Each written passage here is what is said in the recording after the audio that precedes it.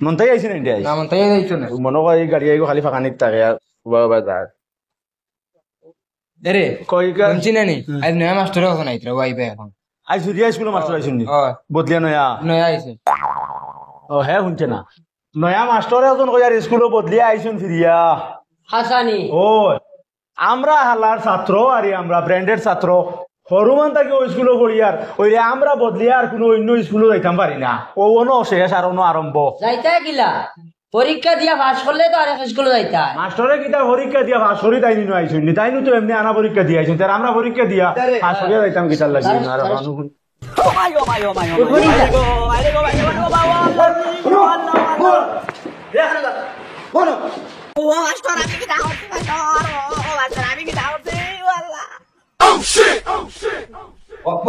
কি গুবে তাই না ইয়ে বলা তোমার লাগাইছে নয়া স্যার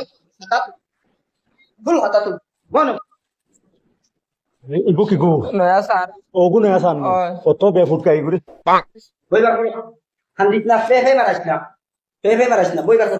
মারলো কি বালা বালি না লাগাইছে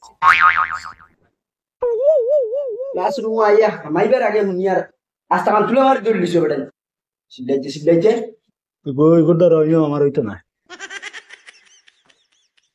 বইবার করো গুডার হইতো না ইনো হড়ানি স্যার আমি কিতা করছি স্যার আমার আমি কোন সময় ধরিয়া দিদিন আমি কিতা করছি স্যার আমার বালা বালি মারা লাগাই দিলা ওই তুই কুচ্ছু খরচত নাই বাদে অতখান মারতে মারছি দুদিন তো খরচ দুদিন কুচ্ছুতে কতখান মারমু আন্দাজ লাগা কিচ্ছু করিস না না রে আমার তো ঘরের কুম্বালা কিতা করে দিমু আর দিব ধরুন শেষ আমার দ্বারা ইনো হইতো না ইগো তো আমি না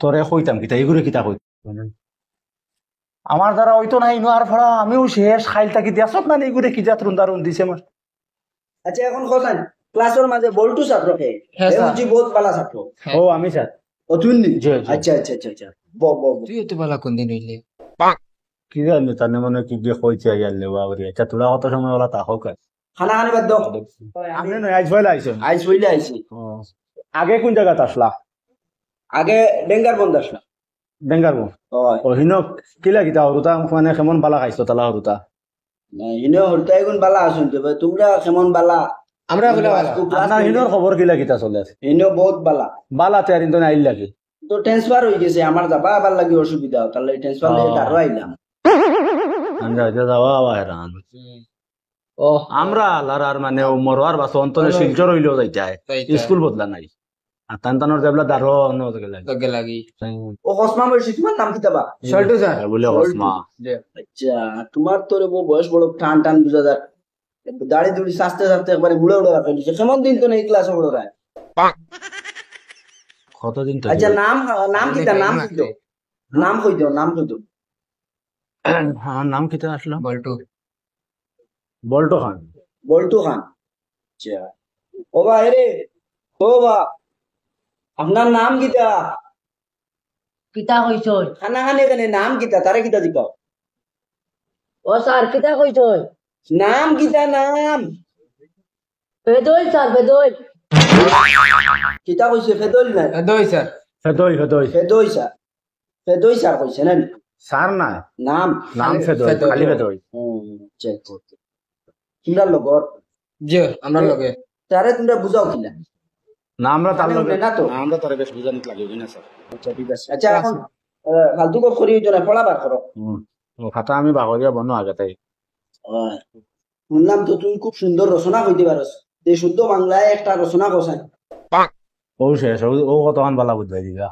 ও কিতা করতাম এখন আমি তো আর রচনা এক রচনা ছাড়া তো আর দ্বিতীয় কোনো রচনা পারিব না সত্যান ও স্যার ও তো পারি আর কি মোটামুটি আপনার আর দোয়া আশীর্বাদে মোটামুটি কিছু পারি আচ্ছা ঠিক আছে বালা খুব সুন্দর তো খ এগুলো রচনা সুন্দর করে খ আমরা সবে হুনমু ক্লাসত অত শেষ আমার অবধি দিতাম তোমার দিন মন যাইছে কও স্যার কুন্দুরের রচনা কইতাম স্যার কই উন্দ্রর আবার রচনা আছেন যে এটা তোর খানে হইলে আমি যে গুদিয়া কইম গুদি তুই রচনা কইতে লাগবো যে সুন্দর করে আসামের উপরে একটা রচনা কসান আসামর আসামর আছে আসাম এখানে হক কেটা একটা স্টেট খান ওইখানে এখানে আমরা তো না থাকি ও আমরা রন হ আমার বাসায় না ভাই আমার বাসায় বাসায় আজ আমিও নিয়ত করছি তোরে রচনা খোয়া শিকাই লিতাম। তারে আর কিতা দিকাইতে আমি করে খালি করে শুনতো না তুমি কিছু জানোস নি আমার মাথাইস না বেটা আমার তো আমার হারাইস না ফাঁসাইস না সব আছে ওই সাইড ভাই তারার ভাই সাজ কিতা খো বল্টু তুমিও বিপদে পড়ে গেছো আমি নানি তোমার দিনের মন ভাই আসাম হুম আসাম হইল ভারতের একটি কিতা আমি হইতে পারি স্যার আসাম হইল ভারতের একটি সুফলা সুজলা শ্যামলা অঙ্গরাজ্য। এই রাজ্যে চাষবাস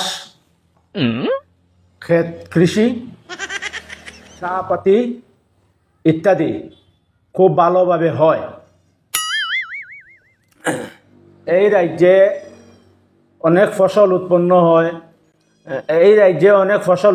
হয়। এর মধ্যে প্রধান ফসল হলো ধান।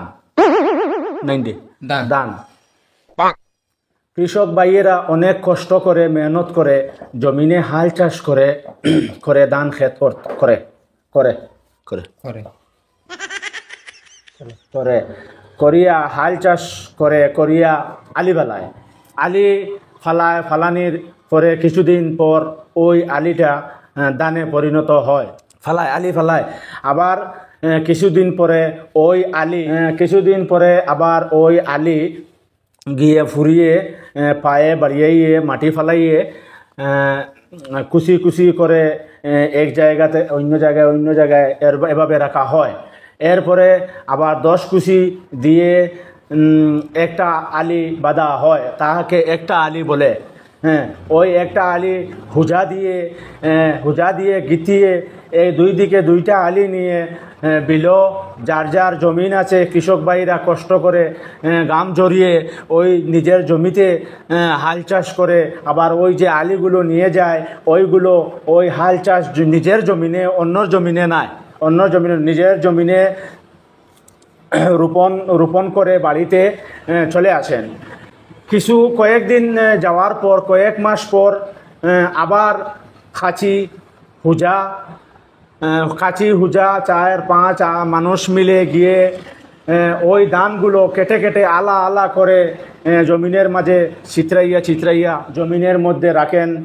তারপরে ধান কাটা শেষ হওয়ার পর আবার ওই আলাগুলো কয়েক আলা এক জায়গায় জমা করে বড়াল দিয়ে মুঠ বাঁধা হয়। যখন 10-12 মুঠ বাঁধা হয় তখন আবার ওই পুরানো যে হুজা এই হুজা দিয়ে আবার দুই পাশে গিতিয়ে কান্দে করে বয়ে এসে বাড়িতে নিয়ে আসেন। এরপরে বাড়িতে নিয়ে আসার পর 4-5টা গরু বা বলদ বা মহিষ দিয়ে ওরকম যে মুঠগুলা নিয়ে আসেন ওগুলো চিত্রাইয়া উঠানের মধ্যে রাখা হয়। এরপরে গোলভাবে 4-5টা গরু দিয়ে মাড়া দেওয়া হয়। এরপরে মাড়ার নিচে ধানগুলো জোরে এক জায়গায় জমা থাকে। কিন্তু মাড়া দেওয়ার পরে এখন ধানগুলো কিভাবে বের করা হয়, এরপরে বাড়ির মহিলারা, আশেপাশের গরিব মহিলারা এসে ওই বাড়িতে 4-5 জন মহিলা একসাথে গল্প স্বল্প আলাপ আলোচনা করে ওই ধানগুলো ঝেড়ে খেরগুলো আলাদা করে নেয়। তারপরে সবাই মিলে কুলা দিয়ে ওই ধানগুলো উয়াইয়া এক জায়গায় শুকাইয়া জমা করে কেউ বস্তায় ভরে, কেউ টালিতে ভরে, কেউ উগারে ভরে রাখেন। আর ওই উগারে তাকে ইঁদুর। আর ওই ইঁদুর হলো আমাদের পরিবেশের একটি নিরীহ স্তন্যপায়ী প্রাণী। আর ওই ইঁদুরের গায়ে ছোট লোম থাকে। পিছে একটা লেঞ্জুড়ো দেখতে পাওয়া যায়। এই ইঁদুর বিভিন্ন প্রকারের হয়, বিভিন্ন রঙের হয়, যেমন কালো, সাদা, বেগুনি ইত্যাদি। আর ওই ইঁদুরের বিভিন্ন জাতি পাওয়া যায় আমাদের দেশে, যেমন সিকা গাতুয়া উন্দুর নামে পরিচিত। আর ওই ইঁদুরের মুখে লম্বা গুফ থাকে, মতলব মুচও দেখা যায়। সামনের 4টা দাঁত খুব ধারালো। আর ওই ধারালো দাঁত দিয়ে ধানের বস্তা বা উগার থালিতে যে ধানগুলো রাখা হয়েছিল সেগুলো কেটে তছনছ করে বই, খাতা, কাগজ, কলম, খাতা, বালিশ সব কেটে তুয়া তুয়া করে ফেলে। এরপর কেটে ওই দূরে 4টি পাও আছে, ওই পা দিয়ে দৌড়ে দৌড়ে পালিয়ে যায়। নানি পালিয়ে যায়, কেহ ধরতে পারে না। স্যার কীরকম হয়েছে স্যার আমার শুদ্ধ বাংলা রচনা আসামের উপরে? ইগু তুই কিতা রচনা কইলে রে? ইগু আসামের উপরে রচনা কইলে না উন্দ্রর উপরে রচনা কইলে? আমি তো কিছু বুঝবাইলাম না। ওই বল্টু, তুমি সারলৈ কিতাও তো গপ করলে, জুড়ে কইলে না, কিচ্ছু শুনছি না রে বেটা। জুড়ে কইতে যে শুনলাম মনে কিচ্ছু শুনবার খাম নাই। কিতার লাগি স্যার? এনে তো পুরা পরিষ্কার ভাবে স্যার বুঝা গেল আমি আসামের রচনা কইলাম স্যার। তো সল্টু কিতার সল্টু? ও স্যার এত আসামের রচনা কইল তো। ওই রচনা তো শেষ মারি দিছ। এটা এখন খসান তোমরা গাঁত বাজারাত বয়নি বাজারাত? ওই স্যার আমরা গাঁও স্যার প্রত্যেক বুধবারে আর বৃহস্পতিবারে বাজার বয় স্যার। আচ্ছা তুই বাজার বয় না? এখন দেখতাম তুই বাজারের রচনাত উন্দ্রর রচনা নিয়ে কিলা হারাস। আচ্ছা তে খসান ও বাজারের উপরে একটা রচনা শুদ্ধ বাংলা নি স্যার? ওই শুদ্ধ বাংলা। আমাদের গ্রামে প্রতি বুধবার ও বৃহস্পতিবারে বাজার বসে, আর ওই বাজারে বিভিন্ন মাজন দোকানপাট নিয়ে বসেন, যেমন থালা বাসনের দোকান, পেঁয়াজ রসুনের দোকান, সবজির দোকান, পাতাকপি বাঁধাকপি বিভিন্ন বাউশতর সবজি নিয়ে দূর দূর থেকে এসে ওই বাজারে বসেন। আর ওই বাজারে বিভিন্ন মাজনরা জুতা, বড়া, পাপড়, দা, কুড়াল, কাঁচি মতলব সব ধরনের জিনিসপত্র নিয়ে আসে, মাজনগুলো বিক্রি করেন। এর মধ্যে 1-2 জন ব্যক্তি গলায় একটি বাক্স টাঙ্গিয়ে চিল্লি চেঁচিয়ে বলে, গড়ে খায় বারে গিয়া মরে, গড়ে খায় বারে গিয়া মরে, ইঁদুরের বিষ, ইঁদুরের বিষ।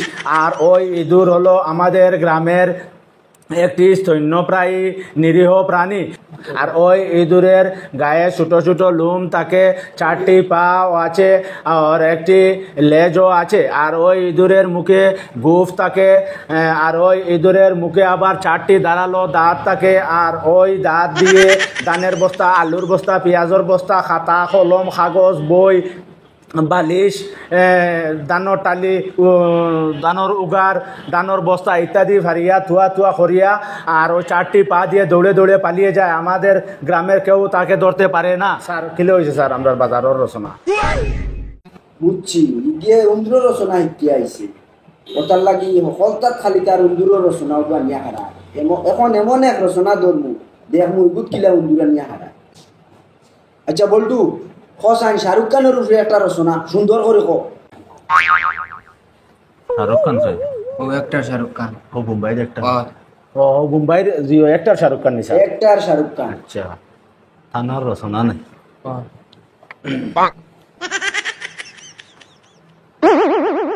তোরে আর দিকে নাইগুলো মারতাম না স্যার।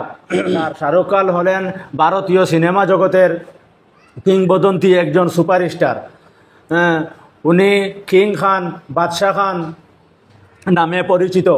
ওনার বিলাসবহুল বাংলা মন্নত মুম্বাইয়ে অবস্থিত। মুম্বাইয়ে অবস্থিত। এই মুম্বাই শহরের সবচেয়ে বড় উৎসব হলো গণপতি পুজো, অর্থাৎ গণেশ পূজা স্যার। আর ওই গণেশ ঠাকুরের বাহন হলো ইঁদুর, ইঁদুর নাই ডে। আর ওই ইঁদুর হলো আমাদের এলাকার স্তন্যপায়ী নিরীহ প্রাণী। ওই ইঁদুরের একটি লেজ, 4টি পা, ওর 4টি মুখে দাঁতও আছে এবং মুচও আছে, গুফ যাকে গুফ বলা হয়, মুচও আছে। ওই ইঁদুরের শরীরে ছোট ছোট লোমও দেখতে পাওয়া যায় এবং খুব ধারালো 4টি দাঁতও মুখে আছে। ওই দাঁত দিয়ে উগারের ধান কাটে, থালির ধান কাটে, আলুর বস্তা, পেঁয়াজের বস্তা, রসুনের বস্তা, খাতা কলম বই কাগজ বালিশ তলভানি ইত্যাদি ফেরে থুয়া থুয়া করে ওই 4টি পা দিয়ে দৌড়ে দৌড়ে পালিয়ে যায়। আর আমাদের কারো ধরার কোনো ক্ষমতা থাকে না। নাই ডে স্যার শাহরুখ খানের রচনা স্যার সুন্দর হয়েছে স্যার। ওই তোর রচনা তোর বা তোর রচনা উন্দ্র রচনা তো আমার উন্দ্র রচনা নিয়ে বাবা করো না স্যার বলি